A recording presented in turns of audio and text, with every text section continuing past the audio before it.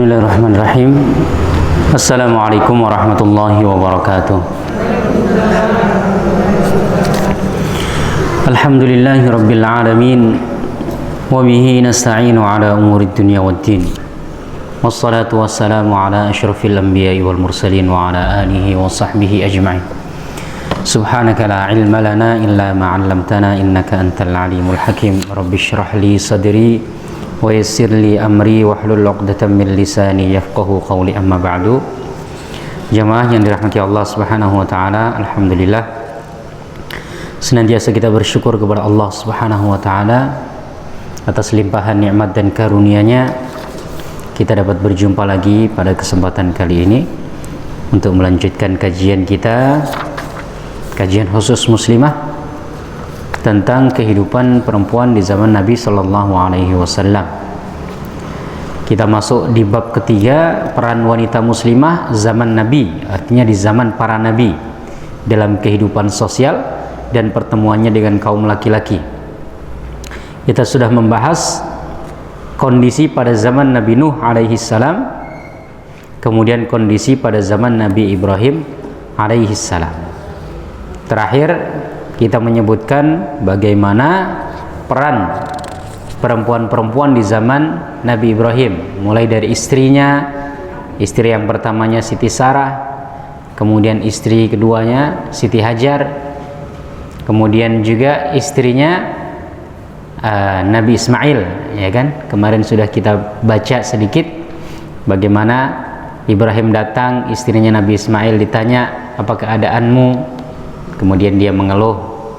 Nabi Ibrahim mengatakan, ganti daun pintunya. Ya.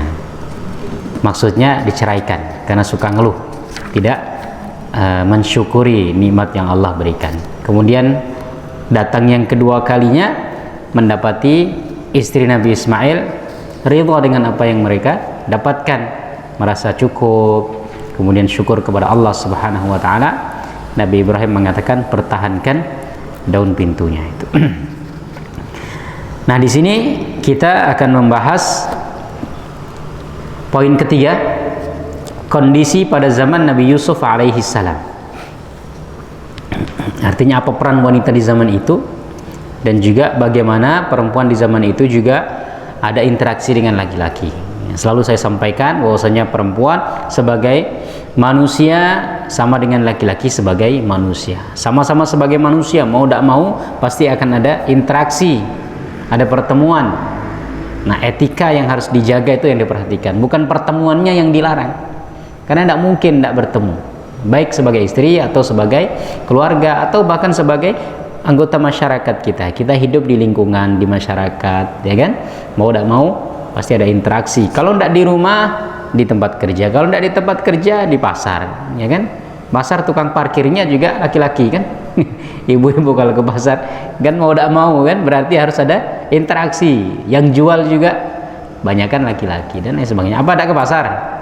Kalau punya pembantu tidak ke pasar. Kalau tidak punya pembantu mau tidak mau harus ke pasar dan lain sebagainya. Jadi interaksi antara laki-laki dengan perempuan tidak bisa dihindari, pasti akan ada, baik sedikit maupun banyak, baik skup kecil dalam lingkup keluarga, masyarakat, ataupun dalam lingkup mungkin yang lebih banyak lagi, lebih luas lagi dalam lingkup global.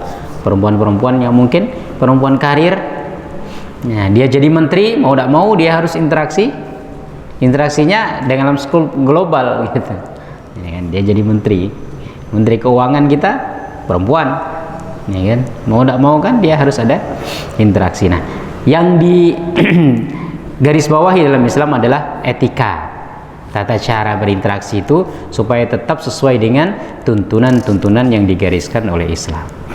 Kondisi pada zaman Nabi Yusuf alaihissalam saat kritis dan menghadapi cobaan. Allah Subhanahu wa taala berfirman dalam Al-Qur'an, dan wanita Zulaikha yang Yusuf tinggal di rumahnya menggoda Yusuf untuk menundukkan dirinya kepadanya, dan dia menutup pintu-pintu seraya berkata, marilah ke sini. Nah, Zulaikha ini nama yang tidak disebutkan dalam Al-Quran, hanya disebutkan perempuan saja, ya kan? Perempuan Aziz, jadi perempuan salah satu pejabat Mesir ketika itu. Nah, Artinya dia ibu pejabat. Ibu pejabat ini kalau orang Melayu artinya kantor, ibu pejabat. Kantor. Kalau orang Melayu nih, Melayu Malaysia atau Melayu Brunei ini ibu pejabat artinya kantor. Kalau ibu pejabat di Indonesia ya ibu pejabat, istrinya pejabat. Nah, Zulaikha ini ibu pejabat, istrinya pejabat. Artinya salah satu petinggi pemerintahan di Mesir ketika itu. Nah, tapi di Al-Quran nggak disebutkan nama Zulaikha. Perempuan-perempuan yang disebutkan dalam Al-Quran itu tidak banyak. Ya, bahkan yang secara jelas itu cuman siapa? Maryam. Aisyah tidak ada, Fatimah tidak ada, Hawa juga tidak ada. Siti Hawa itu nggak akan disebutkan dalam Al-Quran. Disebutkan hanya zauj, pasangannya Nabi Adam alaihissalam. Udkhul anta wa zaujuka. Ya. Kemudian uskun anta wa zaujukal jannah. Tinggallah kamu wahai Adam dengan istrimu atau dengan pasanganmu surga. Nggak disebutkan Hawa itu, tapi ada di hadis. Ya kan? Begitu juga dengan nama Zulaikha ini, dan dalam riwayat-riwayat sejarah juga disebutkan namanya itu Zulaikha. Ratu Bilqis ada nggak dalam Al-Quran? Hah? Nggak ada disebutkan juga. Disebutkannya Malikatu Saba, Ratu Saba. Karena dia yang menjadi ratu di negeri Saba ketika itu. Nah, Zulaikha ini ingin menundukkan Yusuf, menggoda. Marilah ke sini. Qalat haytalak. Marilah ke sini. Maksudnya aku serahkan diriku ini untukmu. Ditutup pintu rapat-rapat, kemudian serahkan aku sudah untukmu sekarang. Ke sini. Yusuf berkata, aku berlindung kepada Allah. Sungguh Tuanku telah memperlakukan aku dengan baik. Ini Nabi Yusuf mengatakan, qala ma'adallah innahu rabbi ahsana mathwaya. Rabb itu bisa berarti Tuhan, bisa berarti Tuan.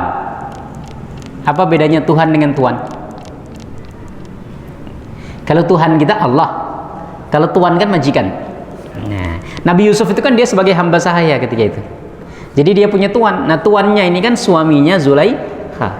Nah, Zulaikha ini ngajak berbuat tidak baik dengan Yusuf. Dikunci pintunya, kemudian aku sudah untukmu ini. Artinya ke sini. Nah, Nabi Yusuf mengatakan, aku berlindung kepada Allah Subhanahu wa taala. Sungguh tuanku, ya. Arti pertama, sungguh tuanku, artinya tuanku, majikanku, suamimu ini sudah baik kepadaku. Aku tidak mungkin berkhianat. Kemudian aku berbuat tidak baik dengan istrinya. Kamu sebagai istrinya.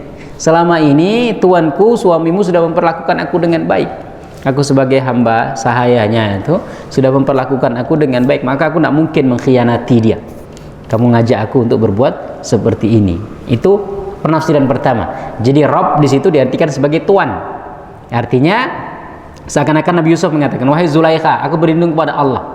Ya, majikanku ini, suamimu ini sudah berlaku baik dengan aku selama ini. Tidak mungkin aku berkhianat. Kemudian aku memenuhi keinginanmu ini. Penafsiran yang kedua yang disebut dengan Rabb itu adalah Allah, Tuhan. Aku berlindung kepada Allah. Sungguh Tuhanku Allah, maksudnya ya, telah memperlakukan aku dengan baik. Artinya aku takut dengan Allah. Allah Subhanahu wa taala sebagai Tuhanku, dia memperlakukan aku dengan baik dan dia memantau aku dimanapun aku berada, maka aku berlindung kepada Allah Subhanahu wa taala. Nah, jadi ada dua penafsiran ulama ini. Karena kata Rabb itu bisa arti dua, bisa berarti Tuhan, bisa berarti Tuhan. Kalau Rabb kepada hamba sahaya maka artinya Tuhan. Kalau Rabb kepada Allah maka berarti Tuhan. Nah, ini juga bisa berarti dua-duanya. Maksudnya Nabi Yusuf dalam penafsiran yang kedua seakan ingin mengatakan, Allah sudah berbuat baik kepadaku, maka aku tidak mungkin berkhianat kepada Allah. Maksudnya berkhianat kepada Allah apa? Ya kan berbuat maksiat. Diajak untuk ya berzina, kemudian dia mau, berarti kan dia sudah bermaksiat kepada Allah. Allah sudah sedemikian baik kepadaku. Jadi ada perasaan malu. Dan perasaan malu ini harus kita tumbuhkan dalam diri kita. Allah sudah sedemikian rupa berbuat baik kepada kita. Ngasih kita rizki, kan? Ngasih kita hidup, ngasih kita keluarga yang baik, kawan yang baik, kita diberikan kecukupan selama ini, dan lain sebagainya. Sudah berbuat baik sedemikian rupa Allah kepada kita. Masa kita tidak malu, kemudian kita berani berbuat maksiat kepada Allah gitu. Jadi maksudnya Nabi Yusuf tuh begitu. Ini penafsiran yang kedua dan dua-duanya bisa dibetulkan. ya. Maksudnya yang pertama adalah aku malu dengan majikanku karena dia sudah berbuat baik kepadaku, tidak mungkin aku mengkhianatinya dengan berzina bersama Zulaikha. Atau arti yang kedua, aku berlindung kepada Allah, aku malu kepada Allah. Allah sudah sedemikian rupa baik kepadaku, masa aku bermaksiat kepada Allah. Ya, dua-duanya bisa dibetulkan karena kata Rabb dalam bahasa Arab bisa berarti Tuhan, bisa berarti Tuhan. Tapi yang terjemahan di sini diartikan Tuhan, ya. Tapi saya selalu sampaikan bahwasanya terjemahan itu tidak bisa mencakup semua makna Quran. Maka itu bedanya tafsir dengan terjemah. Terjemah itu hanya satu makna yang disampaikan. Kalau kita belajar tafsir bisa dapat ragam makna. Nah, bedanya tafsir dengan terjemah begitu. Ya, maka belajar terjemah itu hanya sekedar mendekatkan kita kepada pemahaman Al-Quran. Untuk lebih dalam memahami Al-Quran harus baca tafsir, ya kan? Baca tafsir, ya kan, banyak juga terjemahan-terjemahan tafsir. Atau kita belajar tafsir seperti ini kan. Nah, ketika saya mendapatkan ayat-ayat yang butuh penjelasan, saya jelaskan kan. Akhirnya, oh ternyata artinya nggak cuman satu. Tapi kalau kita baca terjemahan saja kan, seakan-akan artinya cuma satu. Apalagi kita tidak paham bahasa Arabnya kan. Kita cuma baca terjemahan Indonesianya, kita tidak tahu asal katanya apa. Asal katanya Rob. Rob itu bisa berarti Tuhan, bisa berarti Tuhan. Seperti contoh mungkin pernah saya sampaikan, mengingatkan lagi saja. Allah pernah berfirman, "Innallaha yarzuqu may yasha bighairi hisab." Sesungguhnya Allah memberikan rizki kepada siapa yang Dia kehendaki bighairi hisab. Apa arti bighairi hisab? Bighairi hisab. Hisab artinya apa? Hitungan. Hitungan, ya, hisab. Ghair itu artinya tanpa. Bi ghairi hisab, tanpa hitungan. Artinya Allah memberikan rizki kepada seseorang tanpa hitungan. Maksudnya tanpa hitungan gimana? Tanpa batas. Ya. Ada penafsiran yang lain? Artinya nikmatnya itu saking banyak sehingga kita tidak bisa ngitung, begitu kan? Ada arti yang kedua, maksudnya Allah tidak hitung-hitungan. Orang kalau pelit, Bu, ngasih orang kan hitung-hitungan kan? Allah itu tidak pelit, maka ketika ngasih nggak pernah dihitung lagi. Orang kalau pelit kan, sudah saya kasih 100.000 kan bulan lalu, nah besok lagi 100.000. Tapi kalau orang tidak pelit, orang dermawan, ngasih lah. Bahkan kadang-kadang lupa kalau dia pernah ngasih. Tapi kalau orang pelit, Bu, 10 tahun yang lalu masih diingat, walaupun cuma 100.000, karena hitung-hitungan kan. Nah maksudnya bi ghairi hisab tadi betul, tanpa hitungan. Artinya rizkinya Allah yang diberikan kepada kita saking banyaknya, nggak bisa kita ngitung. Makna yang kedua, Allah Subhanahu wa Ta'ala tidak ngitung-ngitung. Kalau semuanya dihitung-hitung, Bu, mungkin kita sudah tidak layak untuk hidup. Dikasih segini, kamu maksiatnya berapa kan? Kita kalau pelit sama orang kan, kita ngasih, terus orang itu tidak baik sama kita, pasti kan tidak mau ngasih lagi kita kan? Udah dikasih setiap bulan, ya kan, uang belanja segini, tapi setiap hari malah jelek-jelekin kita, nyakitin hati kita kan, kita tidak mau lagi ngasih gitu. Kalau Allah hitung-hitungan kayak gitu, kita sudah nggak hidup lagi, ya kan?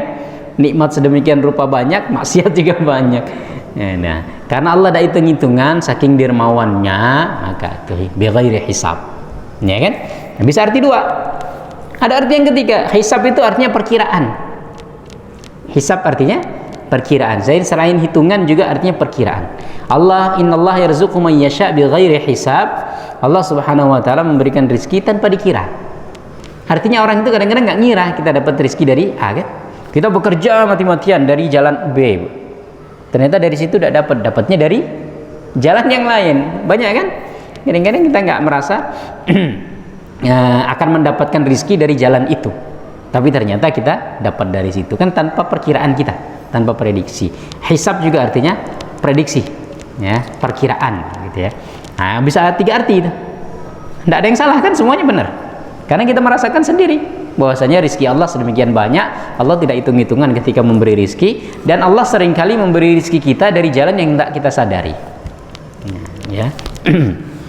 Nah, itu bedanya tafsir dengan terjemah. Sesungguhnya orang-orang yang zalim itu tidak akan beruntung. Zalim artinya menempatkan sesuatu bukan pada tempatnya. Orang yang bermaksiat itu disebut zalim, karena seharusnya dia taat kepada Allah tapi dia bermaksiat. Kata Ibu, Allah berbuat baik kepada kita. Seharusnya kalau ada orang saja, manusia ya, orang berbuat baik kepada kita, yang harus kita lakukan apa? Berbuat baik juga kepada dia kan? Tapi kalau orang berbuat baik kepada kita, kemudian kita kembalikan dengan perlakuan buruk, kira-kira sesuai tidak? Tidak sesuai, itu namanya nggak adil. Nggak adil, namanya zalim. Jadi zalim itu menempatkan sesuatu bukan pada tempatnya. Allah ini seharusnya kita taati, tapi malah kita maksiati, kita durhakai. Ya, ini namanya zalim. Kezaliman terbesar adalah syirik. Ketika orang menyembah selain Allah Subhanahu wa taala. Tuhan yang berhak disembah, zat yang harus diagungkan, ya, dan kita pasrahkan ibadah kita itu ya Allah, karena Allah yang menciptakan kita. Tetapi ada orang itu dia beribadah bukan kepada Allah, kan berarti nggak ada tempatnya. Nah, nggak pada tempatnya, ini namanya zalim. Jadi dia nyembah kepada sapi semuanya kan. Sapi ini apa kontribusi kepada kita? Gak ada kan, ngasih rezeki tidak, malah kita makan lah istilahnya, untuk kita manfaatkan, kita sembelih ya. Ada orang nyembah pohon, nyembah batu-batu, nyembah gunung, nyembah matahari, nyembah bintang-bintang dan lain sebagainya, yang semua itu adalah makhluk yang sebenarnya Allah tundukkan untuk kita manfaatkan. Kalau orang nyembah itu berarti kan menempatkan sesuatu bukan pada tempatnya, karena seharusnya tempat penyembahan adalah Allah, dia nyembahnya malah selain Allah, makanya disebut zalim. Jadi kalau kita ketika belajar dulu, yang paling sering dicontohkan kalau zalim itu meletakkan peci di kaki atau sandal di kepala, tidak cocok, bukan tempatnya, begitu ya. Nah, begitu juga zalim. Makanya Luqman mengatakan kepada anaknya, ya bunayya la tusyrik billah inna syirka la zulmun azim. Wahai anakku, jangan kamu menyekutukan Allah. Artinya jangan menyembah selain Allah, karena sesungguhnya syirik itu adalah kezaliman yang besar, zalim yang sangat besar ya. Kezaliman yang paling besar adalah tadi menempatkan ibadah kita, penyembahan kita kepada selain Allah, itu disebut dengan zalim. Nah, di sini disebutkan sesungguhnya orang-orang yang zalim itu tidak akan beruntung. Artinya orang-orang yang bermaksiat kepada Allah tidak akan beruntung. Allah seharusnya ditaati bukan dimaksiati, dituruti bukan didurhakai. Nah, orang-orang yang zalim maksudnya dia mendurhakai Allah, dia tidak mentaati Allah, itu orang yang tidak akan beruntung. Kelihatannya beruntung, tetapi sebenarnya tidak beruntung. Kadang-kadang kita melihat orang itu tidak sholat, ya, tidak pernah ngaji. Ya mohon maaf, orang-orang kafir di sekitaran kita lebih sukses secara duniawi, lebih beruntung kan? Katanya tidak beruntung Ustaz, tapi kan dia beruntung. Saya malah tidak beruntung ini, ya kan? Hidup gini-gini aja tidak pernah.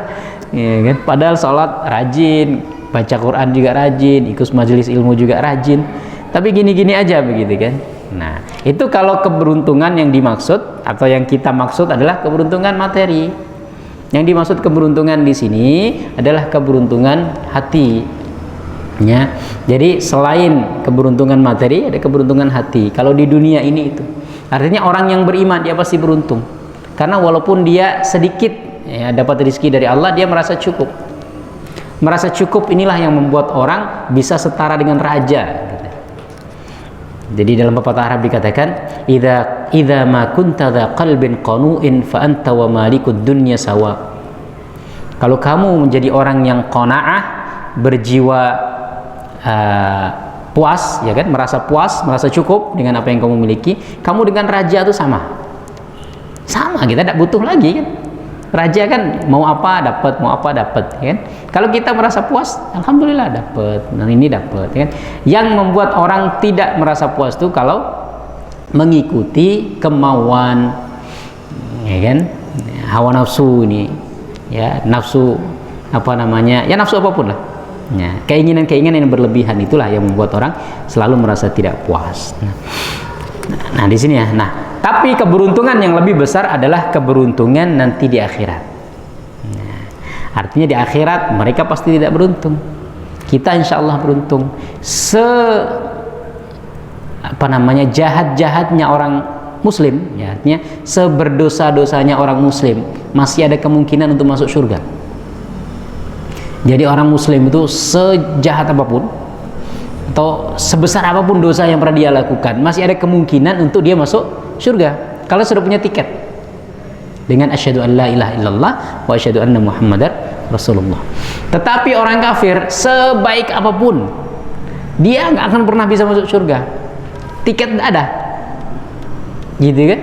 Jadi kalau kita lihat semuanya banyak lembaga-lembaga pemberi donasi, sedekah atau fondasi-fondasi itu ya. Nah, itu yang punya orang-orang non-muslim itu yang ngasih beasiswa, ngasih ini santunan dan lain sebagainya, itu nanti di akhirat hilang semua, tidak ada bekasnya. Karena apa? Karena itu bukan untuk Allah. Dalam Al-Quran dikatakan, innal alladzina kafaru a'maluhum kasarabim biqi'atin yahsabuhu adh-dhama'anu ma'a. Orang-orang yang kafir, yang tidak beriman kepada Allah Subhanahu wa taala, amalan mereka seperti fata morgana. Ya. Mereka mengira ada air, ketika dideketin tidak ada. Jalan lagi seakan-akan ada air, dideketin lagi tidak ada. Mereka merasa bahwasanya dari kebaikan yang dia sampaikan itu nanti di akhirat dapat pahala. Tapi ketika di akhirat tidak ada apa-apa. Karena apa? Karena nggak diberikan untuk Allah. Sementara nanti di akhirat nggak ada yang bisa ngasih pahala kecuali Allah. Dia kan seumpamanya nih kan, dia beramal itu untuk Tuhan-Tuhan yang mereka sembah. Mereka nyembah patung semuanya kan. Mereka beramal itu kan dipersembahkan untuk Tuhan mereka kan. Anggaplah Tuhan mereka itu ada. Semuanya anggaplah seumpamanya. Nah, kemungkinan nanti di akhirat itu kan tidak ada. Sehingga mereka nyari-nyari yang Tuhan yang dulu saya persembahkan setiap amalan saya di dunia ini, kok tidak ada di akhirat? Dicari-cari tidak ada. Mana? Patung-patung yang tidak ada. Mereka hanya mendapati Allah sebagai Tuhan yang bisa memberi pahala. Sementara mereka tidak pernah menyerahkan atau menunjukkan amal ibadahnya itu kepada Allah. Makanya gimana Allah nggak mengasih pahala? Saya kasih contoh begini, Bu. Ada orang seumpamanya pembantu lah, semuanya pembantu ya, pembantu di rumah saya semuanya, ya. Kemudian dia nggak bekerja di rumah saya, dia kerja di tetangga saya. Dia bekerjanya itu di tetangga. Kemudian pas di akhir bulan, ya kan, dia minta gaji di tetangga tuh. Ternyata dia tidak punya uang, karena selama ini dia nggak pernah nggak pernah buka lowongan untuk ada pembantu gitu kan. Akhirnya mungkin bapak itu, mungkin Ustaz Johar yang mungkin kemarin itu nyari pembantu, tapi dia sudah kerja sebulan di rumah itu, ya kan begitu ya. Dia pas minta uang, orang tidak punya uang. Akhirnya datang ke saya, Pak Ustaz, saya mau minta gaji untuk sebulan, tidak pernah kerja sama saya. Ini contoh saja sebenarnya kan tidak kerja untuk saya, gimana saya mau gaji? Nah tadi itu amalan itu nggak diserahkan kepada Allah, kan nggak dipasrahkan untuk Allah Subhanahu Wa Taala. Allah mau gaji gimana? Yang kamu kan memasrahkan untuk patung-patung itu, ya kan? Untuk dewa-dewa, untuk Tuhan-Tuhan yang kamu sembah itu. Nah, minta ke dia. Ketika minta, tidak ada orangnya. Tuhan itu tidak ada, ya, tidak bisa ngasih apa-apa. Sehingga itulah maksudnya. Jadi amalan mereka hilang, tidak berbekas, gitu ya. Nah, maka itu maksud keberuntungan. Jadi orang yang zalim nggak akan beruntung seperti itu ya. Di dunia kelihatan dia beruntung, tapi di akhirat semua kebaikan dia seperti fata morgana, seperti debu yang diterbangkan oleh angin, tidak ada apa-apa. Kok bisa begitu? Berarti Allah nggak adil dong, Ustaz. Ada orang berbuat baik tapi nggak dikasih pahala. Lah nggak berbuat baiknya itu bukan untuk Allah. Gimana Allah ngasih? Kayak tadi saya, kalau saya nggak ngasih gaji ke dia, kira-kira saya zalim nggak? Jahat nggak saya? Nggak jahat. Orang nggak kerja ke saya. Ya mintalah. Kamu kerja di mana tadi kemarin sebulan itu? Kerja di situ kan? Ya tapi dia nggak bisa ngasih uang, dia nggak ada uang. Ya udah, sudah tahu dia nggak bisa ngasih uang, kenapa kerja di situ? Sudah tahu patung-patung itu nggak bisa ngasih apa-apa, kenapa masih kamu sembah? Makanya Al-Quran menyampaikan ketika di dunia itu sudah ngasih tahu, ini nggak bisa ngasih apa-apa nanti di akhirat, nggak bisa ngasih kebaikan, nggak bisa ngasih mudarat, nggak bisa apa-apa. Kalau tetap disembah nanti di akhirat, ya kan? Sudah dikasih tahu, ini si fulan tadi itu nggak bisa dia ngasih gaji karena dia tidak punya uang, tetap kerja di situ. Pas di akhir minta gajinya ke orang lain, ya. Yang siapa yang salah? Ketika saya tidak ngasih gaji, apakah zalim? Tidak kan? Nah begitu juga Allah tidak zalim. Kamu tidak bekerja untuk saya, kamu sholat bukan untuk saya, kamu bersedekah bukan untuk saya, kamu ngaji bukan untuk saya, kamu apa amalan-amalan itu bukan untuk saya. Ya ketika nanti di akhirat, ya carilah Tuhan-Tuhan yang kamu ternyata tidak ada semuanya. Hanya Allah yang bisa ngasih pahala. Disitulah kerugian yang akan diperoleh oleh orang-orang yang kafir itu. Jadi analogi Al-Quran begitu ya. Al-Quran itu mengkiaskannya begitu, orang-orang kafir. Jadi bukan Allah zalim, ya kan? Tapi karena mereka sendiri yang salah. Sudah diingetin kok, Quran hadis sudah banyak mengingatkan, ya kan? Bahwasanya yang disembah selain Allah itu nggak bisa memberikan apa-apa. Nanti ketika di akhirat Allah akan mengatakan limanil mulkul yaum lillahil wahidil qahar. Kerajaan sekarang punya siapa? Allah akan bertanya. Yang pernah menjadi raja, yang pernah menjadi sultan, pernah menjadi presiden, pernah menjadi apapun. Allah bertanya, sekarang hari ini di akhirat siapa yang jadi raja? Mereka mengatakan lillahil wahidil qahar. Jadi kerajaan itu hanya milik Allah. Ya sudah, kita alhamdulillah. Ya, selama ini kita pasrahkan ibadah kepada Allah, kita ngaji untuk Allah, kita salat untuk Allah, kita sedekah untuk Allah, kita umroh haji untuk Allah. Ya mudah-mudahan Allah nanti ngasih, walaupun ada kekurangan pastilah, tapi Allah Maha Pemurah. Mungkin salat kita banyak mikir yang aneh-aneh kan, lagi Allahu Akbar udah mikir belanjaan, udah mikir setrikaan, udah mikir apa masaknya. Tapi yang penting kita pasrahkan kepada Allah. Yang masalah kekurangan-kekurangan, Allah Maha Penyayang. Kita setiap hari mengatakan Bismillahirrahmanirrahim, yang Maha Pengasih, Maha Penyayang. Kesalahan-kesalahan sedikit mudah-mudahan Allah ampunkan. Kita tambah lagi dengan amalan-amalan sunnah ya. Jadi kalau seumpamanya amalan wajib yang kita lakukan itu ada kekurangan, mudah-mudahan sunnah kita ini nambal. Salat zuhur kita kurang sempurna, kita salat ba'diyahnya. Ya mungkin nilainya 80%, ditambah dengan ba'diyah 20%, berarti jadi 100 lagi kan. Tapi kalau sudah ibadah wajibnya udah ngerasa kurang, udah nggak mau lagi dengan yang sunnah-sunnah, ya sudah cukup dengan ya. Nah itu maksudnya. Jadi sunnah itu juga manfaatnya begitu, untuk menambal kekurangan-kekurangan dari ibadah kita. Sesungguhnya wanita itu telah bermaksud, wanita itu Zulaiha telah bermaksud melakukan perbuatan itu, perbuatan zina dengan Yusuf, dan Yusuf pun bermaksud melakukan pula. Maksudnya berarti Nabi Yusuf ingin sebenarnya ya. Ini banyak penafsiran dari para ulama. Ada sebagian yang mengatakan Nabi Yusuf itu sebagai manusia, sebagai seorang laki-laki, di hadapannya ada wanita yang cantik, berduaan saja, pintu ditutup. Sebagai manusia ada hasrat juga. Sebagai manusia ya, Nabi Yusuf bukan malaikat. Nabi Muhammad pun pernah, dalam satu hadis Rasulullah pernah melihat seorang wanita kemudian tertarik. Akhirnya kemudian beliau mendatangi istrinya. Ya kan, artinya ketertarikan kepada wanita itu sesuatu yang wajar. Tapi bagaimana mengendalikan kan? Bagaimana kemudian kita palingkan kalau sudah kepada sesuatu yang ditakutkan maksiat. Ali bin Abi Thalib pernah melihat wanita, ya, kemudian agak tertarik. Rasulullah mengatakan pandangan pertama itu baik bagi kamu, pandangan kedua, ketiga itu tidak baik lagi, ya kan? Nah seperti itu artinya sebagai manusia biasa. Nah sebagian ulama mengatakan ada yang menafsirkan begitu. Jadi ada kecondongan sebagai seorang laki-laki, ya. Tetapi kemudian Nabi Yusuf Allah palingkan dari perbuatan buruk itu. Nah, ada sebagian yang mengatakan bahwasanya yang dimaksud dengan Nabi Yusuf ingin itu maksudnya ingin untuk keluar dari, ya, keluar dari perbuatan itu. Artinya dia tidak ingin. Sesungguhnya wanita itu telah bermaksud melakukan perbuatan itu dengan Yusuf, dan Yusuf pun bermaksud, artinya hamma bihi wa hamma biha wa laqad hammat bihi wa hamma biha. Nah, itu dalam bahasa Al-Qur'annya. Jadi ada keinginan dari seakan-akan ada keinginan dari Nabi Yusuf.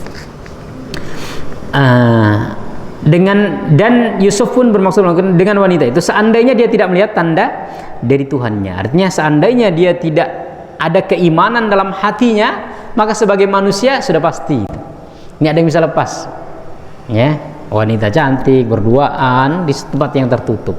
Kalau tidak ada iman dalam diri seseorang, ya sudahlah sudah selesai itu, ya, gitu ya. Tapi alhamdulillah karena Nabi Yusuf alaihissalam beliau melihat keagungan Allah, artinya ada iman dalam hatinya, bahwasanya Allah memantau, Allah melihat, sehingga dia berpaling dari itu. Demikianlah agar kami memalingkan daripadanya kemungkaran dan kekejian.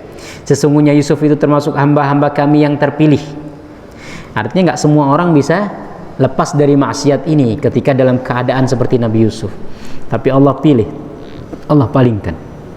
Dan keduanya berlomba-lomba menuju pintu. Dan wanita itu menarik baju gamis Yusuf dari belakang hingga koyak, dan keduanya mendapati suami wanita itu di muka pintu. Jadi Nabi Yusuf dikunci, ya. Kemudian Nabi Yusuf ingin lari. Ingin lari kan berarti nyari pintu. Nah, Zulaikha tahu Yusuf nyari pintu, akhirnya kejar-kejaran. Siapa yang duluan? Nabi Yusuf apa Zulaikha? Nah, Nabi Yusuf duluan. Ketika Nabi Yusuf sudah sampai pintu, Zulaikha ngambil dari belakang bajunya, ditarik, akhirnya koyak. Pas kebuka pintu ternyata suaminya di depan. Gimana tuh? Nah, jadi udah persis sinetron Bu ya. Sinetron apa ini? Saya tidak tahu sinetron apa ini. Ibu-ibu yang paham. Aduh. Ya? Aduh. Demikianlah agar kami memalingkan daripadanya kemungkaran dan kekejian. Sesungguhnya Yusuf itu termasuk hamba-hamba yang kami pilih. Dan keduanya berlomba-lomba menuju pintu, dan wanita itu menarik baju gamis Yusuf dari belakang hingga koyak, dan keduanya mendapati suami wanita itu di muka pintu. Keduanya namanya Yusuf dan Zulaikha. Wanita itu berkata, apakah pembalasan terhadap orang yang bermaksud berbuat serong dengan istrimu selain dipenjarakan atau dihukum dengan adab yang pedih? Sebelum Nabi Yusuf menyampaikan, istrinya ngomong dulu. Ya, Zulaikha langsung ngomong. Ya kan, ini suami nggak tahu siapa yang salah, siapa yang benar, siapa yang mengawali, siapa yang dikejar, siapa yang ngejar. Nah, pas buka ternyata ada berdua. Ya, sebelum, ini biasanya perempuan memang lebih agresif, Bu. Belum Nabi Yusuf ngomong, Zulaikha langsung, kira-kira kalau ada orang yang ingin berbuat jahat kepada istrimu, apa yang akan kamu lakukan? Nah, seakan-akan Nabi Yusuf yang salah. Gitu ya. Belum sempat Nabi Yusuf ngomong. Kemudian Yusuf berkata, dia menggodaku untuk menundukkan diriku kepadanya. Baru Nabi Yusuf bisa menyampaikan bantahannya, dia yang menggoda saya, bukan saya, gitu ya. Mana tadi? Untuk menundukkan diri. Dan seorang saksi dari keluarga wanita itu memberikan kesaksiannya. Sebagian ulama tafsir mengatakan jadi ada anak kecil, kemudian anak kecil itu bisa berbicara. Ya kan? Wa syahida syahidan min ahliha. Jadi dari keluarga itu kemudian ada anak kecil itu kemudian bisa ngomong dan dia bersaksi bahwasanya yang benar itu Nabi Yusuf dan yang salah adalah Zulaikha. Karena sudah tidak ada yang tahu, tidak ada saksi sama sekali. Sebagai seorang suami bisa jadi ya bela istrinya dong. Ya kan? Apalagi yang ini posisinya dia sebagai pembantu, hamba sahaya gitu. Nabi Yusuf tidak punya saksi, artinya punya sesuatu yang menguatkan dia. Nah, tetapi Allah datangkan saksi dari keluarganya sendiri. Karena kalau Nabi Yusuf berbusa-busa menyampaikan alasan, bisa jadi nggak akan dipercaya. Tapi justru datang dari keluarganya sendiri, gitu ya. Nah, ada sebagian ulama tafsir mengatakan itu tadi ada bayi, kemudian bisa, karena nggak dijelaskan dalam Al-Quran ini apa yang dimaksud dengan saksi tadi itu. Nah, artinya bayi itu kemudian bisa ngomong. Dari keluarga wanita itu memberikan kesaksian. Jika baju gamisnya koyak di muka, maka wanita itu benar. Dan Yusuf termasuk orang-orang yang dusta. Dan jika baju gamisnya koyak di belakang, maka wanita itulah yang dusta. Dan Yusuf termasuk orang yang benar. Oke, tinggal lihat saja sekarang. Itu kan Nabi Yusuf. Yusuf ini bajunya koyak. Kira-kira bajunya koyak di depan apa di belakang? Kalau di belakang berarti dia dikejar. Ya kan? Dikejar. Kalau dari depan berarti dia mau, ya kan? Dia mau, kemudian perempuan tidak mau, dicakar-cakar dari depan kan? Nah, ini kan nyakarnya dari belakang. Berarti yang mau siapa nih? Berarti yang perempuannya yang mau. Nah, ini ngomong begitu. Ya, sebagian lain mengatakan ini ada orang yang ingin memberikan. Jadi ada penafsiran mengatakan itu seorang bayi yang bisa ngomong. Ada yang lain mengatakan ya ini orang biasa, cuman dia orang bijak sehingga dia bisa ngambil kesimpulan gitu kan. Ala kulli hal nggak disebutkan saksi itu siapa dalam Al-Quran. Maka tatkala suami wanita itu melihat baju gamis Yusuf koyak di belakang, berkatalah suaminya, sesungguhnya kejadian ini adalah di antara tipu dayamu wahai Zulaikha. Sesungguhnya tipu daya kamu adalah besar. Makanya disebutkan dalam Al-Quran itu tipu daya wanita itu besar. Susah untuk menghindar, jarang yang bisa lepas dari tipu daya perempuan, ya. Al-Quran mengatakan begitu. Bahkan setan aja dikatakan inna kaida syaitani kana dha'ifa. Setan itu tipu dayanya lemah. Tetapi ketika Al-Quran ingin menyampaikan tipu daya wanita, Al-Quran mengatakan inna kaidakunna azim, sesungguhnya tipu dayamu besar. Gitu ya. Jadi Bu, hati-hati Bu. Tipu dayanya besar. Jadi jangan dipakai untuk yang tidak. Kalau dipakai untuk yang baik silahkan Bu. Ya kan? Saya ngerayu suami untuk ke masjid, nah itu bagus tuh. Ngerayu suami untuk banyak sedekah, nah kan? Untuk sering ikut pengajian, nah, itu bagus. Nah, tapi tipu daya yang buruk, jangan. Hai Yusuf, berpalinglah dari ini. Ya, jadi suaminya ini sudah tahu yang salah adalah Zulaiha. Ya, yang mengatakan sesungguhnya tipu dayamu ini besar. Tetapi ya sudah, dia sebagai seorang pejabat kan malu juga kalau ketahuan di depan publik bahwasanya istrinya berbuat tidak baik dengan hamba sahayanya, begitu. Maka kemudian dia mengatakan, hai Yusuf, berpalinglah dari ini, dan kamu istriku mohonlah ampun atas dosamu itu, karena kamu sesungguhnya termasuk orang-orang yang berbuat salah. Yusuf, lupakan ini, sudah ya, lupakan saja. Ya alhamdulillah juga belum kejadian, begitu istilahnya kan. Sudah lupakan saja istriku, kamu minta ampun kepada Allah, bertaubat dengan sebaik-baik taubat. Jadi jangan sampai keluar dari ruangan ini, sudahlah, belum kejadian juga kan. Nah sudah, ini juga untuk menjaga nama baik juga, gitu ya. Nah, maksudnya itu Yusuf berpalinglah dari ini, artinya lupakan ini, walaupun dia sudah tahu yang salah adalah istrinya. Dan wanita-wanita di kota berkata, istri Al-Aziz menggoda bujangnya, tapi namanya kabar. Ya, namanya satu kejadian ini. Nah, jadi satu ya, walaupun sudah disuruh berpaling dari ini, artinya kita jaga sama-sama. Iya, namanya kabar, apa namanya, satu kejadian. Akhirnya kedengaran satu merembet. Begitu kan? Kita juga begitu. Kadang-kadang jangan kasih tahu siapa-siapa ya. Nanti yang satunya juga jangan kasih tahu siapa-siapa ya. Jangan kasih tahu siapa-siapa. Akhirnya 10 orang yang sudah tahu. Ya kan? Satu orang kan jangan kasih tahu siapa-siapa ya. Nanti orang yang kedua ngomong ke ketiga jangan kasih tahu siapa-siapa. Akhirnya udah 10 orang. Habis 10 orang satu kampung, habis satu kampung udah satu kecamatan. Nah, kan begitu. Nah, ini juga sama. Akhirnya ya keluar juga berita itu. Dan wanita-wanita di kota, ini wanita-wanita, karena yang memang suka nyari nguping-nguping ini wanita-wanita. Ya kan, coba. Dan wanita-wanita di kota itu berkata, istri Al-Aziz menggoda bujangnya. Memang yang suka gosip itu kan perempuan kan? Ini Al-Quran mengatakan begitu. Nggak ada di sini kemudian. Dan bapak-bapak itu berkata, jarang bapak-bapak gosip, ya kan? Walaupun pasti ada juga, tapi kan jarang ini. Dan wanita-wanita berkata, wanita-wanita di kampung itu kemudian berkata, istri Al-Aziz menggoda bujangnya, artinya menggoda hamba sahayanya tadi, budaknya, untuk menundukkan dirinya kepadanya. Sesungguhnya cintanya kepada bujangnya itu adalah sangat mendalam. Artinya ya tersebar juga berita itu. Sesungguhnya kami memandangnya dalam kesesatan yang nyata. Maka tatkala wanita itu Zulaikha mendengar cercaan mereka, diundangnyalah wanita-wanita itu dan disediakannya bagi mereka tempat duduk dan diberikannya kepada mereka masing-masing sebuah pisau untuk memotong jamuan. Ya, jadi wanita-wanita di kampung mengatakan, Zulaikha ini keterlaluan, masa cinta sama budaknya, ya kan? Dia sebagai ibu pejabat maksa dia naksir sama hamba sahayanya, nggak keren gitu kan? Tidak keren. Tidak level seharusnya. Tapi akhirnya Zulaikha, kamu belum tahu budakku seperti apa kan? Dia belum tahu budaknya ini seperti apa. Akhirnya panggil lah semua. Dan saya undang. Ya, dikasih jamuan. Ya, disediakan bagi mereka tempat duduk dan diberikannya kepada mereka masing-masing sebuah pisau untuk memotongnya. Jadi ya untuk buah atau daging seperti itu.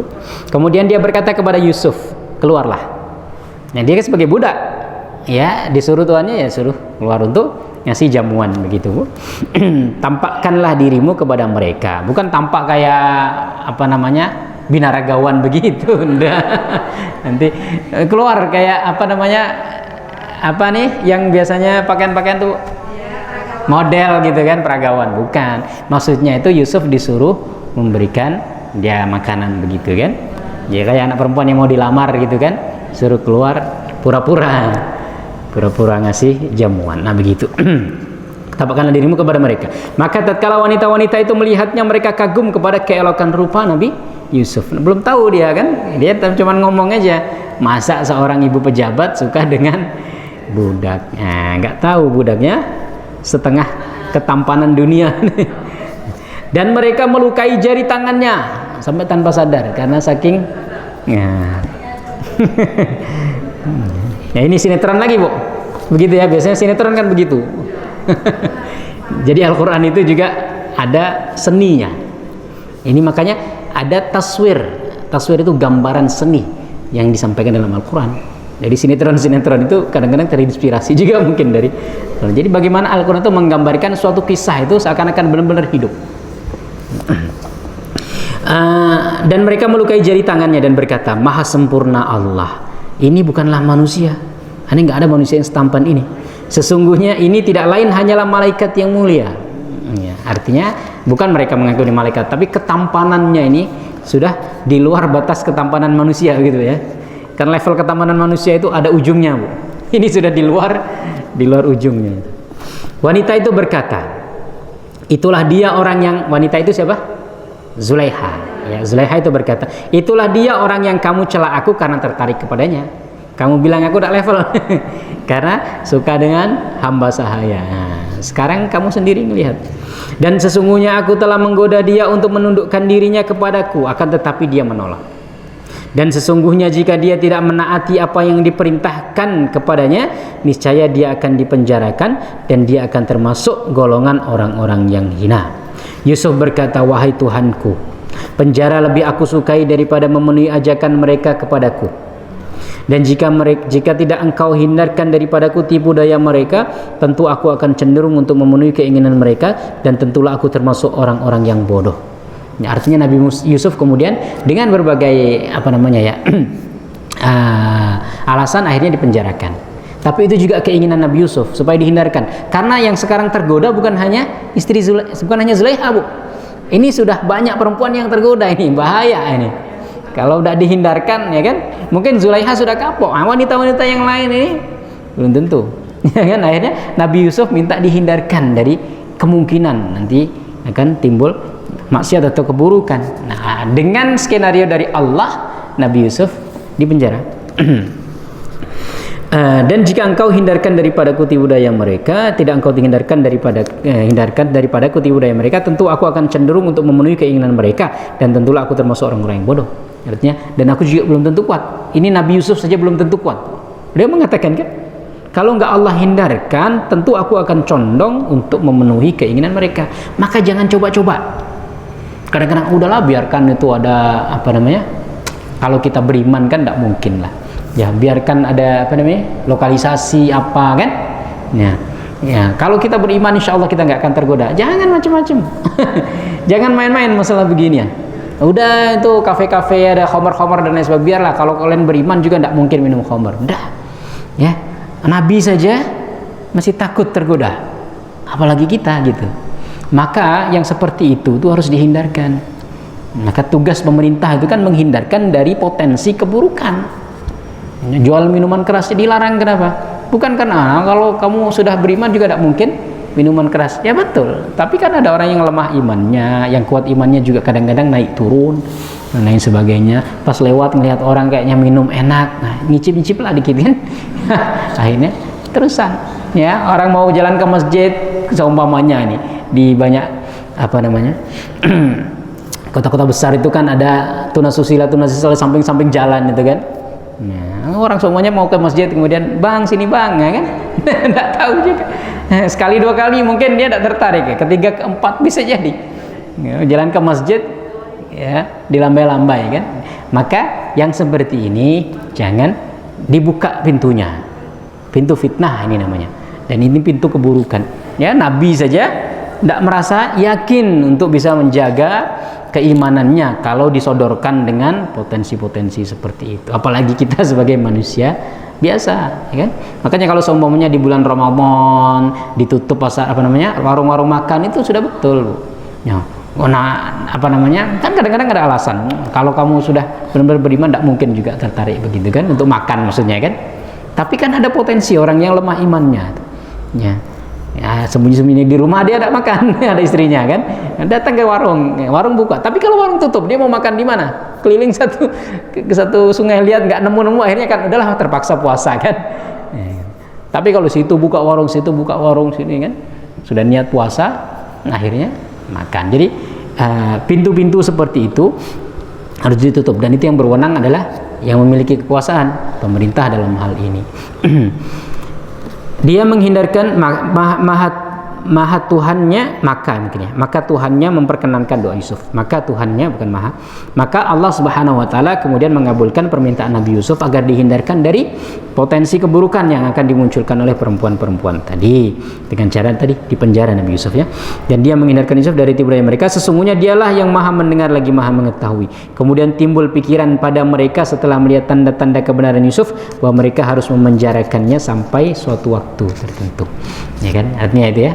Maka ya nggak ada salahnya Nabi Yusuf ini, nggak ada salahnya, tapi ya karena sudah skenario Allah sudah ingin menghindarkan itu, sehingga Allah itu mungkin Allah hembuskan dalam pikiran pemimpin di situ ketika itu untuk dah dipenjara saja Nabi Yusuf supaya terjaga dari itu. Oke. Ya, kita coba baca satu kisah lagi. Kondisi zaman Nabi Musa saat kritis dan menghadapi cobaan. Allah Subhanahu wa taala berfirman, dan kami ilhamkan kepada ibu Musa, susuilah dia, dan apabila kamu khawatir terhadapnya, maka jatuhkanlah dia ke sungai. Jadi kisahnya kita semua mungkin sudah tahu ya. Fir'aun bermimpi bahwasanya kerajaannya akan dihancurkan oleh salah satu dari keturunan Bani Israel. Sehingga kemudian Fir'aun menitahkan agar setiap anak laki-laki dari Bani Israel dibunuh, gitu ya. Nah, kebetulan tidak lama setelah itu lahir Nabi Musa.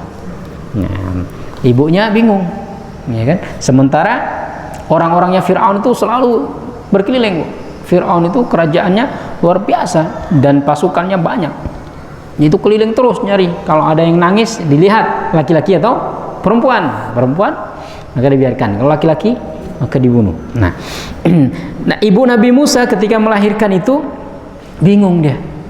Mau saya serahkan kepada Fir'aun, atau saya bunuh, atau saya apakan? Kan tidak mungkin ibu berani tega membunuh anaknya. Tapi kalau nggak dibunuh, akan dibunuh Fir'aun. Gitu kan begitu. Jadi pilihannya cuma dua, dibunuh Fir'aun atau aku serahkan sajalah ke Fir'aun. Jadi bingung dia, ya sebagai seorang ibu, ya kan, dan nggak mungkin bisa disembunyikan. Sehari bisa sembunyikan, kan 2 hari 3 hari nggak mungkin anak itu tidak nangis, namanya anak kecil, nggak mungkin tidak nangis. Gitu. Ya, sehari mungkin bisa, 2 hari 3 hari, ya kan, pasti akan ketahuan juga. Dan tadi orang-orangnya Fir'aun selalu berkeliling untuk mencari itu. Nah, kemudian Allah ilhamkan kepada ibunya Nabi Musa untuk alirkan ke sungai. Kira-kira ibu tega tak buang anak ke sungai? Membunuh tak mungkin tega kan? Menyerahkan kepada Fir'aun tak mungkin juga tega. Sekarang ada pilihan ketiga, nggak dibunuh, nggak diserahkan ke Fir'aun, dibuang. Tidak tega juga. Jadi buang, kalau nggak dia nanti tenggelam di laut, dimakan ikan atau seperti apa, sudah pasti nggak tahu. Tapi karena sudah itu adalah perintah dari Allah, hatinya langsung mantap. Walaupun awalnya itu bergejolak hati ibu Nabi Musa. Susuilah dia, dan apabila kamu khawatir terhadapnya, maka jatuhkanlah dia ke sungai Nil. Dan janganlah kamu khawatir dan janganlah pula bersedih hati, karena sesungguhnya kami akan mengembalikan kepadamu dan menjadikannya salah seorang dari para rasul. Allah tenangkan. Allah kasih perintah, yang perintahnya itu membuat hati tetap goncang. Kemudian Allah kasih ketenangan. La tahzani, jangan bersedih, jangan risau, jangan khawatir, sudah aku yang jaga. Nah, kalau Allah yang ngomong selesai. Kita aja kadang-kadang Bu, kalau ada urusan pejabat yang ngomong selesai itu, kita udah tenang ya. Kita lagi ngurus KTP semuanya nih, atau ngurus SKCK, kita punya orang dalam polisi, selesai Bu, besok selesai. Tenang kita kan? Karena kita tahu dia ada kekuatan, ada kekuasaan di situ. Tapi kalau kepada Allah, kenapa kita sering tidak percaya? Padahal kita tahu Allah yang mengendalikan semuanya. Kadang-kadang kan kita memasrahkan urusan kepada manusia saja, kita sudah yakin Padahal namanya manusia, walaupun dia punya kekuasaan, bisa jadi ya ada hal-hal yang tidak bisa dia lakukan, apalagi kepada Allah. Maka ibu Nabi Musa, ketika Allah mengatakan jangan khawatir, jangan bersedih hati, karena sesungguhnya kami akan mengembalikan kepadamu. Ya sekarang buang dulu, ya alirkan ke sungai ini, nanti akan aku kembalikan. Caranya seperti apa? Nanti dulu, nggak kebayang pokoknya. Pokoknya Allah janji akan mengembalikan, sudah. Ya, caranya gimana? Wallahu alam. Tidak tahu. Ibu Nabi Musa juga tidak tahu gimana cara mengembalikannya, kan? Ya. Kemudian dan menjadikannya salah seorang rasul, maka dipungutlah ia oleh keluarga Fir'aun, yang akibatnya dia menjadi musuh dan kesedihan bagi mereka. Oke, mungkin ketika dialirkan ke sungai, pikirannya oke lah, mungkin nanti akan dibawa aliran sungai Nil sampai ke kampung sebelah atau sampai ke daerah yang jauh dari kekuasaan Fir'aun, ditemukan orang, mungkin dia aman di situ, kan? Mungkin bisa jadi begitu pikiran kita, kan, karena kita yakin dengan janji Allah gitu ya. Tapi ternyata peti itu malah terdampar di depan istananya Fir'aun gitu. Jadi bukan ke kampung sebelah, justru malah terdampar di istananya Fir'aun. Yang pikiran awalnya mungkin lah Allah kan berjanji akan menjaga, mungkin akan sampai ke kampung sebelah, kemudian ditemukan orang, kayak di film-film lah, sama Bu, kayak di sinetron lah, ya kan, ditemukan orang, nanti besar baru kembali nyari ibunya, kan begitu ya. Mungkin kita berpikirnya begitu, nanti besar kemudian nyari ibunya, mungkin itulah dikembalikan Allah. Tapi ternyata tidak sesuai dengan prediksi. Ternyata di waktu kecil itu malah terdampar di depan istana Fir'aun. Ya sudah, gimana? Kan? Dilempar ingin menghindari dari Fir'aun, malah justru terdampar di istana Fir'aun. Tapi ini skenario manusia. Ini apa? Ini pikiran manusia. Skenario Allah lain lagi. Ya kan? Kita baca lagi. Sesungguhnya Fir'aun dan Haman beserta tentaranya adalah orang-orang yang bersalah. Dan berkatalah istri Fir'aun, ya kan? Ia adalah penyujuk mata hati bagiku dan bagimu. Akhirnya diambil sama Fir'aun, kan? Sebenarnya pikiran Fir'aun, Bu, ini anak dibuang. Pasti anaknya Bani Israel takut saya bunuh. Kan begitu, kan? Ya, makanya dia dibuang karena takut saya bunuh. Tapi kemudian istrinya, nah, jadi Allah utus seakan-akan ya, Allah membuka pintu istrinya untuk merayu Fir'aun. Fir'aun, kita tidak punya anak. Jadi diasuhlah. Ini belum tentu juga anaknya Bani Israel, bisa jadi anaknya orang yang memang dia ini itu dan lain sebagainya, kan? Ya, gitu. Kalau pikiran Fir'aun, Bu, Fir'aun ini pemimpin, dia cerdas, dia punya pertimbangan-pertimbangan. Nggak mungkin bisa jadi pemimpin sebesar itu kalau tidak cerdas. Fir'aun itu cerdas. Ya, kalau cerdasnya itu jadi orang jahat, ya kan? Orang-orang jahat kan banyak yang cerdas, Bu. Makanya yang baik kalah, kan? Dia cerdas. Nah, dia mikirnya juga begitu. Jadi ini pasti dari Bani Israel, dibuang karena takut kita bunuh. Tapi kemudian istrinya mengatakan, dia adalah penyejuk hati kami, hati bagiku dan bagimu. Kita jadikan anak, kita tidak punya anak, ya kan? Mungkin dia bisa jadi penyejuk hati kita. Janganlah kamu membunuhnya, ya kan? Berarti Fir'aun sudah ingin membunuhnya, karena Fir'aun sudah mikir ini pasti anaknya Bani Israel. Mudah-mudahan dia bermanfaat kepada kita dan kita ambil ia menjadi anak. Dan ini juga pelajaran buat ibu-ibu, ya. Jadi tadi ya, peran wanita itu besar dalam membolak-balikan pikiran seorang suami, gitu ya. Maka kalau ada suami pengen tidak baik, ya coba dikasih pemahaman yang baik-baik, begitu. Bisa jadi berubah. Fir'aun saja bisa berubah, Bu. Istri suami kita kan bukan Fir'aun, kan. Jadi kalau ada pengen berbuat tidak baik atau ada diingatkan dikit-dikit, ya. Tapi jangan dikasarin. Jadi dikasarin malah dia marah aja. Ini Fir'aun saja bisa lunak hatinya dengan istri. Suami-suami kita ini nggak ada yang jadi Fir'aun, ya. Insya Allah baik-baik, apalagi sering ke masjid, sering jamaah. Nah, kalau seumpamanya kadang-kadang mungkin lengah, kadang-kadang memang malas beribadah dan lain sebagainya, diingatkan. Insya Allah bisa berubah. Sedangkan mereka tidak menyadari, dan menjadi kosonglah hati ibu Musa. Hati ibu Musa kosong, gundah, ya. Ternyata saya alirkan untuk menghindari Fir'aun, malah justru di rumah Fir'aun, gitu.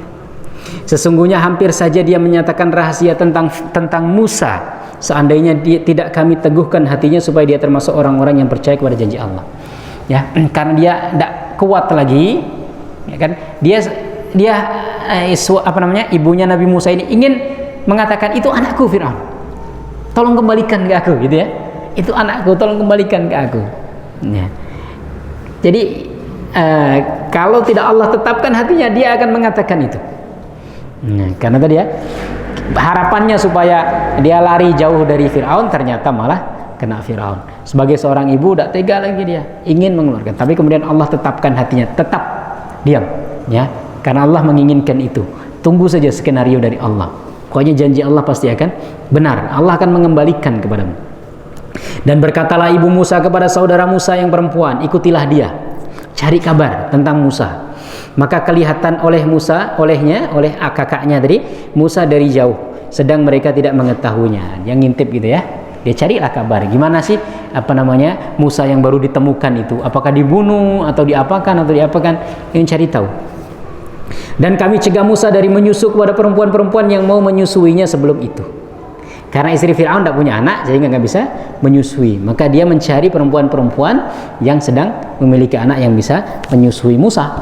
Nah, ternyata dari semua perempuan itu tidak ada yang mau, Nabi Musa itu tidak ada yang mau menyusui dari susu perempuan-perempuan itu. Maka berkatalah saudara Musa, kakaknya Musa tadi ya, kemudian dia mengatakan, maukah kami tunjukkan kepadamu ahlu bait yang memeliharanya untukmu dan kamu dapat berlaku baik kepadanya. Saya ada satu orang nih, ya kan, yang mungkin dia juga artinya ada air susu, mungkin dia bisa nyusui Musa dan mungkin dia mau. Artinya dari perempuan-perempuan yang didatangkan ke istana tadi, Musa tidak ada yang mau. Kakaknya Nabi Musa ini kan cari informasi tadi kan, akhirnya dia mengusulkan, saya ada nih satu orang perempuan yang juga ada air susunya, mungkin coba bisa diminta. Dan ternyata itulah ibunya sendiri. Ya, akhirnya namanya ibunya sendiri ya, Nabi Musa mau menyusu ke dia. Jadi dikembalikan lagi kepada ibunya, tapi melalui proses yang mengguncang hati sedemikian rupa. Tapi kalau semuanya nggak begitu, justru tidak tenang dia nyusui. Kalau dia nyusuin terus, Bu, ya, itu ya udahlah, susui aja, mau ketahuan tidak ketahuan. Selama dia nyusui pasti dia risau. Tapi sekarang setelah melalui proses seperti itu, kemudian dikembalikan kepada dia nyusui kan tenang. Bahkan nyusuinnya di istana, gitu ya. Nyusuinya di depan Fir'aun, di depan istrinya, di depan ininya dan lain sebagainya. Jadi cara Allah untuk mengembalikan Nabi Musa sedemikian cepat, yang pertama ya. Tadi ya, kita mikirnya mungkin nanti ketika dewasa dia baru kembali nyari ibunya. Terus nggak nunggu dewasa, cuman beberapa hari, ya kan? Itu yang pertama. Kemudian yang kedua, skenario Allah kadang-kadang beda dengan perkiraan kita sebagai manusia. Kita mikirnya ini, tapi Allah punya skenario lain. Ya, kadang-kadang memang kita harus diaduk-aduk hatinya, diguncangkan dengan ini, itu dan lain sebagainya. Tapi insya Allah kalau janji Allah ya selesai. Ya, kalau Allah berjanji kembalikan, Allah kembalikan. Coba tadi di tengah jalan itu kemudian ibunya Nabi Musa tidak percaya lagi dengan Allah. Allah katanya mau menjaga, kenapa kok malah terdampar di depan istana Fir'aun? Gimana? Janji Allah. Kadang-kadang kita begitu, ya kan? Kalau kita diuji, Allah nggak adil, ya Allah, nah, kayak gitu. Itu kan? Karena di tengah perjalanan tadi itu, ya, malah terdampar di situ. Kalau semuanya dia, ya Allah katanya mau dijaga, malah kena Fir'aun, gimana ya Allah? Nah, gitu. Tapi enggak, dia yakin bahwasanya ini sudah skenario Allah. Nah, dibuatlah sedemikian rupa, akhirnya kemudian kembali kepada dia dan kembali dengan keadaan yang lebih menenangkan. Ya, nyusuinya bisa lebih menenangkan. Bahkan yang maaf, enggak lagi membiayai dia kan. Semua kan ditanggung oleh Fir'aun. Pembiayaannya semuanya ditanggung oleh Fir'aun. Ya, dan itu ibunya sendiri dan bisa menyusui dengan tenang di istana dan lain sebagainya. Nah, ini ya, pelajaran yang bisa kita ambil bahwasanya apa yang ditetapkan Allah Subhanahu wa taala kepada kita itu insya Allah baik. Cuman kadang-kadang kita masih di tengah jalan, masih perlu diaduk-aduk dulu hati kita. Keimanan kita ini masih perlu diuji. Nah, kalau kita kalah di tengah itu ya sudah. Ya, tapi kalau kita tetap teguh pendirian, Allah Subhanahu wa taala Maha Adil. Allah punya skenario yang lebih baik daripada perkiraan kita. Ya, nanti ujungnya kita akan menemukan, Bu. Kita akan menemukan ujungnya itu insya Allah baik, ya.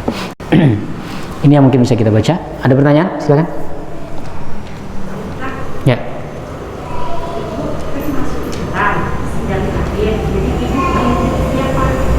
Gimana, Bu? Ibu masuk Islam dari lahir. Jadi ibu binti siapa? Ibu inti. Binti. Oh, binti. Masuk Islam dari lahir.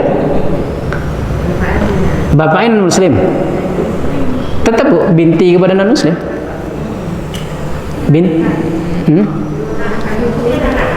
Nah, dari lahir diangkat orang Islam. diangkat orang Islam. Binti siapa? Tetap nisbah kepada bapaknya. Ya, gimana Bu? Bapak kandung, walaupun non muslim tetap. Cuma nanti hak-haknya kan tidak boleh jadi wali, tidak boleh mewarisi, tetapi penisbahan tetap. Sahabat Rasul itu ada namanya Ikrimah bin Abi Jahal. Anaknya siapa? Abu Jahal. Ikrimah bin Abu Jahal. Jadi kan berarti kan dinisbahkan kepada bapaknya juga. Ali bin Abi Thalib. Abi Thalib beliau meninggal dalam keadaan tidak beriman, tapi tetap Ali bin Abi Thalib. Jadi penisbahan kepada bapak walaupun non muslim tetap. Cuman ada hak-hak tadi ya, hak perwalian, hak pewarisan itu yang tidak dapat lagi. Bapak meninggal, maka anak tidak mewarisi kalau dia beda keyakinan, beda agama. Anak meninggal juga bapak tidak dapat warisan. Nah, kalau dia non muslim. Gitu Bu ya.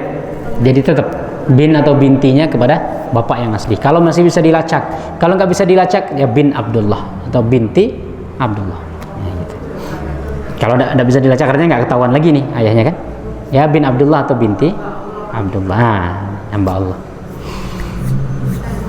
Silakan.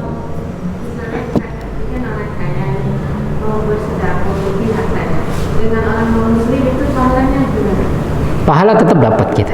Ya, ya walaupun non muslim kita tetap dapat pahala. Ya, ya, tapi non muslim kalau sedekah ke muslim tidak dapat pahala. Maka beruntunglah Bu. Jadi dari beriman ini maka ini kenikmatan terbesar adalah kenikmatan iman. Karena dengan itu amal ibadah kita itu diterima. Ya kan sekali-kali kebaikan diterima. Kita sedekah kepada siapapun diterima. Muslim non muslim apabila non muslim, apalagi non muslim itu memang dia sedang membutuhkan, ya kan? Cuma nanti ada terkait dengan adab gitu ya. Kalau semuanya non muslim ini banyak yang miskin, yang muslim ini banyak yang miskin, non muslim kaya-kaya ya hendaknya kita kepada muslim, ya kan? Dan sebagainya. Tetapi kepada siapapun kita bersedekah, insya Allah pahalanya Allah catat. Kepada binatang saja Allah catat, ya kan? Kita ngasih makan hewan saja, ya Allah catat pahala kebaikan. Ada yang lain? Ada? Cukup? Ya, insya Allah kita lanjutkan pada kesempatan ini. Iya, silakan.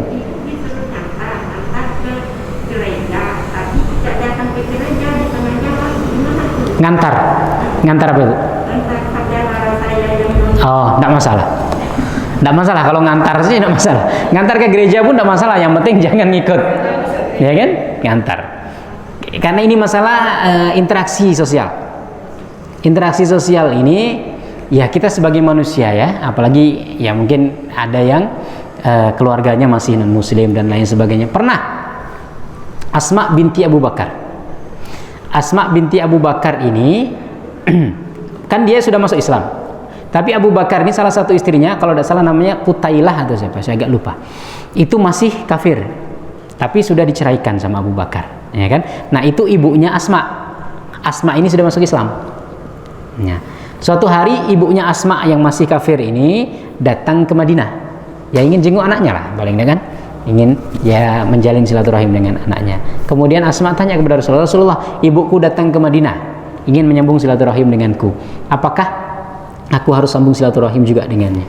Rasulullah mengatakan, "Berbuat baiklah kepada ibumu, sambung tali silaturahim." Ya, Rasulullah SAW dalam interaksi dengan non muslim biasa. Ya, Rasulullah meminjam juga dengan orang Yahudi sampai Rasulullah meninggal itu masih tergadaikan baju perangnya kepada orang Yahudi. Ini kan masalah interaksi sosial. Ya, tapi kalau sudah ngikut, ini ada azan di gereja, ada baca Quran di gereja, ini sudah tidak jelas itu, ya kan? Atau ngikut kebaktian gereja enggak. Tapi kalau ngantar tadi kan sebagai bentuk ya sosial kita. Karena kalau itu enggak boleh, maka yang lain-lain juga banyak yang enggak boleh. Nanti kita jual beli nggak boleh juga kepada non muslim. Kenapa? Karena kita bantu ekonomi dia kan? Ya kan selama ini ibu-ibu selama ini belanja di mana? Kan? Berarti kan sudah membantu ekonomi. Nah, ya kan? Nah, enggak begitu. Namanya interaksi sosial biasa. Ini kita ngantar itu bukan berarti bantu dia untuk ibadah ke gereja. Enggak bantu, cuman biasa saja kan? Interaksi begitu. Wallahu a'lam bishawab. Gitu ya. Ya. Itu yang mungkin bisa kita kaji untuk kesempatan hari ini. Insyaallah kita lanjutkan pada kesempatan yang lainnya. Aku qouli hadza wa astaghfirullahal azim li wa lakum. Wassalamualaikum warahmatullahi wabarakatuh.